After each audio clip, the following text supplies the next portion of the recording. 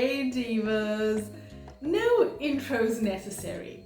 In today's video, we are continuing this awesome conversation between me and fellow vocal coach Dan Faber from Dan Faber Vocal Studios in Los Angeles. So in part one, we talked about discovering your own singing journey and tailoring your own unique vocal gift. In part two, we went on to talk about vocal success stories to help inspire you and really ignite your passion for singing again. And in today's video, part three, we're talking guidelines, especially for beginner singers, and your unique voice. Remember to subscribe before you leave and turn on the notification bell so that way you'll never miss an awesome upcoming video. Without further ado, let's jump back into the video for part three. Okay, so we're on question number 4. YouTube is a diverse platform. How do you engage with and cater to a wide range of viewers with varying skill levels and musical interests? Yeah, it's a great question. Because like we said, it's hard when you do these tiny little snippets versus encouraging people to come in for a longer session to really break things down. Obviously, the viewers are any variety of beginners to experts and singers, and so you can find some basic principles that apply to all singers and capitalize on those general principles to produce content, and engage with people that all need that. Even the most expert singer still wants to be able to breathe better, or to mix better, or basic, some simpler things. So you can always appeal to their basic interests, but also you know a lot of knowledgeable singers also, when you do get more specific, they know that they know the specific thing that they're looking for to improve in their voice. And if you can hit on some of those things, they will know the things that apply to them versus don't Yes, apply for to them. sure. If you do like like I mentioned earlier, the do you sing like this? Here's a thing that you should try. They'll also be like, I do sing like that sometimes. Okay, let me try this. Oh, wow, that does fit for me. Whereas if they see, do you sing like this? They go, no. And then they scroll on to the next video, and hopefully they circle back to you when the Yeah. thing is correct. Or maybe they see like, oh, that doesn't apply to me, but let me see this guy's page, or this gal's page to see if they do have the do you sing like my problem. And then they find those specific things. I also think that, it's always entertaining. Like, we're not just boring classroom people that are just like the problem with a weighty tendency is there's a little bit too much vocal fold density, and when and we're just not like giving too, not being too ethereal or highfalutin, but just, again, being a human, being an entertaining person, and almost being an entertainer to a degree, that is in the niche of vocal music, whatever that sort of thing is. So it's entertaining for anybody, even the non-singer, as well as the specific and educational for the singer. Yeah. How about Okay. you? What are some of the things that you find yourself doing to sort of play to a wider audience? Well, those are some of the things that I've had to look at when thinking about going into YouTube. So for me, I try and create content that ranges from beginner to advanced levels. So I try and get Mhm. something all the way, like, in between.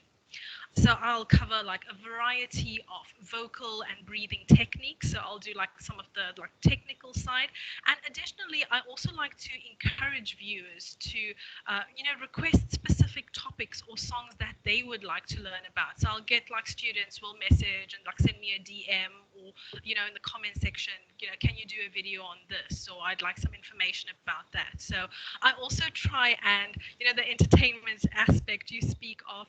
Um, why do we sing? We sing because also, the main reason is we feel good when we sing. Inherently, we love to sing. And we don't want to remove that aspect. So while all the technical stuff is good and it is important to know to get the most out of your own vocal potential, I also don't want to lose sight of the fact that singing is supposed to be fun, something we enjoy. So here and there, I'll have these videos, that focus on other things, like where we will, sing actual songs and play around with your vocals. Then we'll talk about confidence, because all of these other things kind of, play into each other as well. Yeah. Okay, so yeah, that's pretty much my Oh yeah, I answer mean, on that one. again, when you've done this, I mean, I've been doing this now, like I said, since about 2020, so about 3 years of building like lots of consistent online content. And if I'm trying to put out 2, 3 videos a week, back when I started, I was like, I need to put out 7 videos a week, one a day, and it was just like Yeah. exhausting. But I mean, there are literally, I mean, I'm sure I have over 1,000 videos out there, Yeah. more, and you exhaust the topics. Like there are certainly topics, like you said, 1,000%. I am here for when students or watchers or viewers or subscribers or whoever comment and be like, can you please talk about how to belt, or can you please give a tutorial on Poor Unfortunate Soul or whatever song they're singing, or and then you can absolutely use that to be like, great, boom, content, got it, I'm here for it, I will make that video and help you out with that thing. Of course, we for business purposes, we're trying to drive people to come to either do one-on-one lessons, or if you have products of like, do my online course or whatever, like those things are all really nice as well. But you're right, like that combination of helping the individual and also doing these things, like you said, like things for confidence, things for breathing, things for posture, things that everybody can use, is it's just we want to, it's such a wide world of things that we could discuss, and on YouTube's beautiful that we have the opportunity to kind of hit on any and all of it over over the many months that we have in front of us, which is really cool. So tell me, question number 5, smooth transition. What are some common mistakes or misconceptions that you find that some of the beginner singers often have about vocal training, and how do you address these beginner issues in your online content?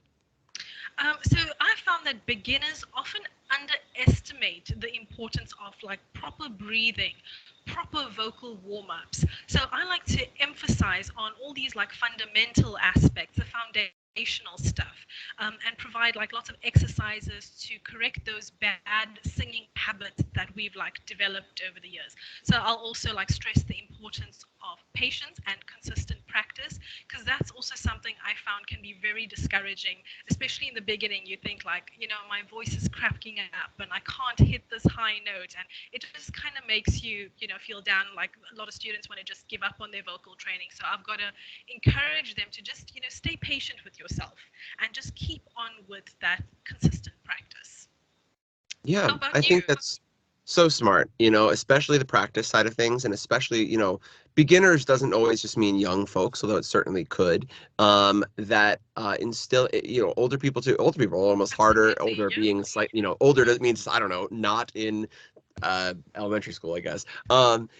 They are even more reluctant to consistent practice, but even just encouraging better practice habits is so important, because ultimately we are training muscles. And if you think about going to the gym and you're training your muscles, you don't just go to the gym once and be like, all right, I'm jacked now. It's like, no, no, no. You need Absolutely. to I use the do same consistent better analogy. You got things, to sure, bulldoze, over time, bulldoze. over time. And so there is definitely a process of like, some people can do the quick 30-day program and feel a lot better, or look a lot better, or be a lot better, whereas other people, they work at it for years and then they find themselves. So like you said, patience is wonderful. Some of those foundational techniques, whether it is in the respiration system of breathing or in the phonation system, working on some basic vocal technical things, or some of the uh, uh, resonation system, if you're working within just certain things about how to shape your vowels, or just some of the basic things you talk about when you do singing, they're always really important. But I find that one of the main things that most beginner singers do is they try to emulate other singers. They try and put on fake singing voices to try and sound like older singers or different singers that they love, and in so doing they find themselves um, reconfiguring their instrument in a way that is not perfectly balanced, in a way that is imposed or pressed, or things that Just are sounds that bad. yeah, things that are just not helping them be Yeah. themselves. And so I always am encouraging my newest students to allow themselves to just use their most natural voices and build from their most natural resting laryngeal positions, or their most natural resonation sounds, and not trying to sound like somebody else. They can emulate other people's styles, but not necessarily emulate their vocal Yes. qualities too much on their own, singing too big or too little, but rather just kind of staying within themselves. Okay, Yeah. good stuff. Now, if you enjoyed today's video and and you would like even more guidance for your own unique voice on your vocal journey, I highly encourage you to check out the beautiful course that I have put together for you. It's called Learn How to Sing, Vocal Training, and it takes you through all the way from beginner to intermediate and then to advanced level vocal training. So no matter which level of vocal ability you may be on, you will benefit. You can really transform your vocals and build your self-esteem. Details in the description box below. In the comments section, let us know what was your biggest takeaways from today's video. Or maybe you have learned some wisdom yourself, some guidelines from the beginning of your singing journey that you would like to share with others to help them along, especially if they are beginner singers. You can even just share what you have learned about your own unique voice. And divas, if you haven't already, be sure to check out Dan's channel as well. It's Dan Faber Vocal Studios on YouTube, and I'll have all that information linked down in the description box below. In my next video, we are continuing on to part 4 of this awesome conversation where we're talking about a really hot topic: how to boost your confidence easily. So you definitely won't want to miss that one. I will see you there in that next video. And until then, my beautiful divas, stay awesome.